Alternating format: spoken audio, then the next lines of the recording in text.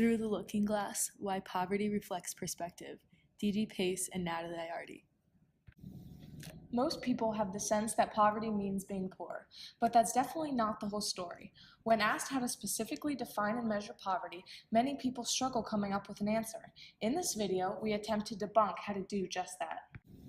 Poverty is being deprived in relation to income, resources, and opportunities, which ultimately prevents an individual from living and engaging with society. The United States should dispose of the official poverty measure and replace it with a combination of the supplemental poverty measure and the capabilities approach to create a new threshold. In the United States, poverty's meaning should reflect a state of economic and opportunity deprivation which prevents an individual from living and engaging with societal standards and etiquettes.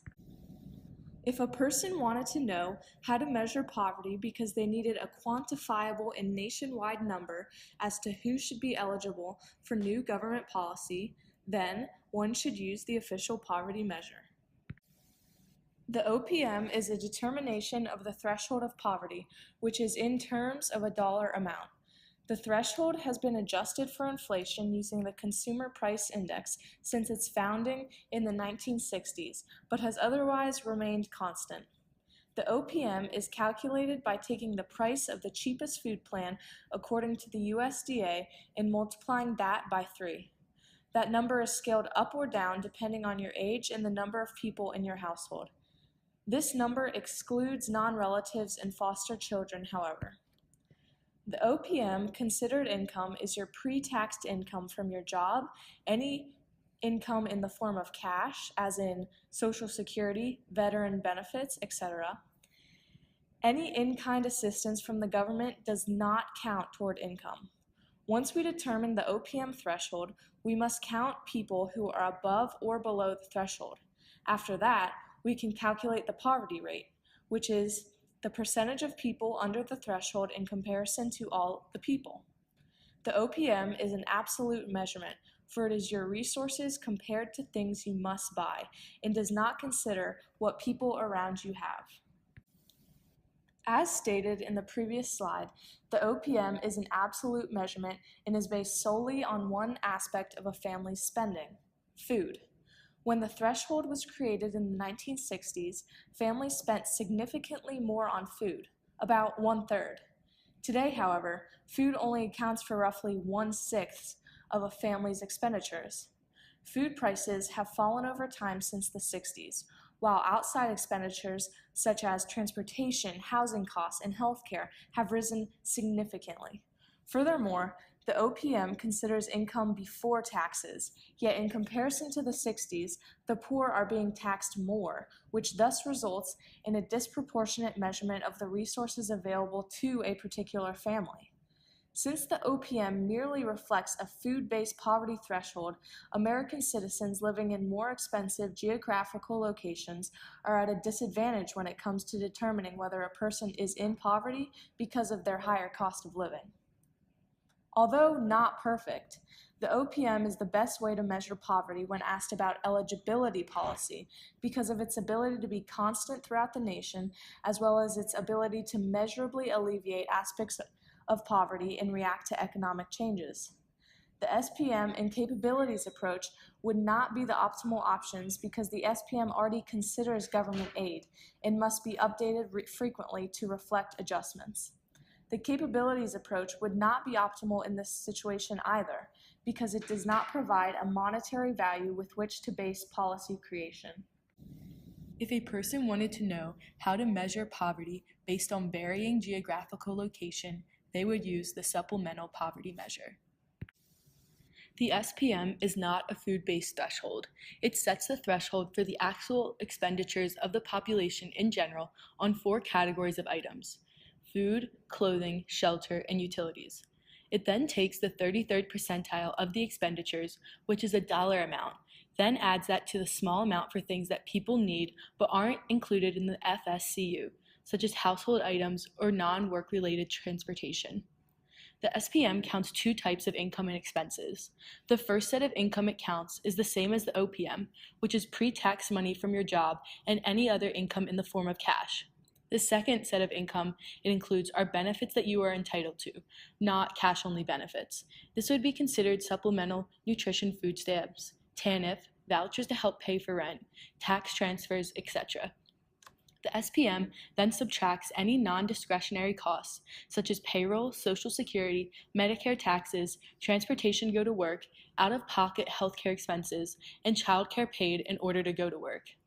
That is the way to determine whether you are poor compared to the threshold. A major benefit to the SPM, unlike the OPM, is that the threshold is sensitive to geographical location.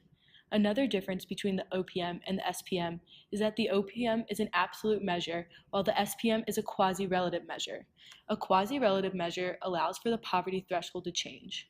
For example, as the standard of living in society goes up, so does the poverty threshold. The SPM focuses on the inequality that people face in a society, such as the ability that a person has in a community to appear in public without shame, which depends on what other people have, the society you live in, and the time period.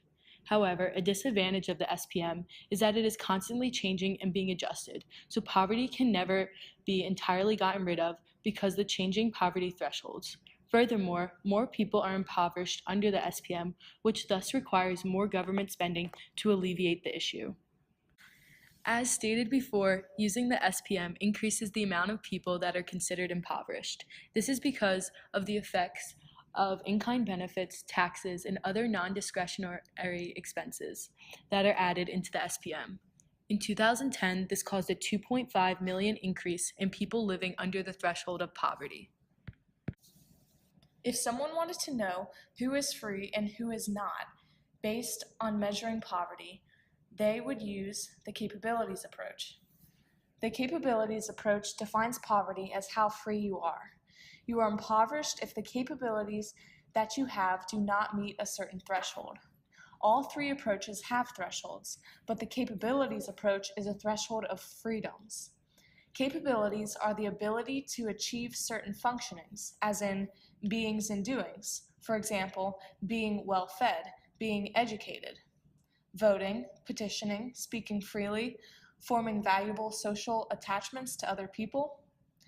According to Nussbaum, these opportunities are created by a combination of personal abilities in the political, social, and economic environment. Valuable choices are freedom. These are Nussbaum's 10 capabilities: life, bodily health, bodily integrity, senses, imagination and thought, emotions, practical reason, affiliation, other species, play, control over one's environment. The threshold is set using both discursive and quantitative measurements of poverty. Some capabilities can be defined quantitatively, but others use discursive measures, which weigh both sides of an argument against one another.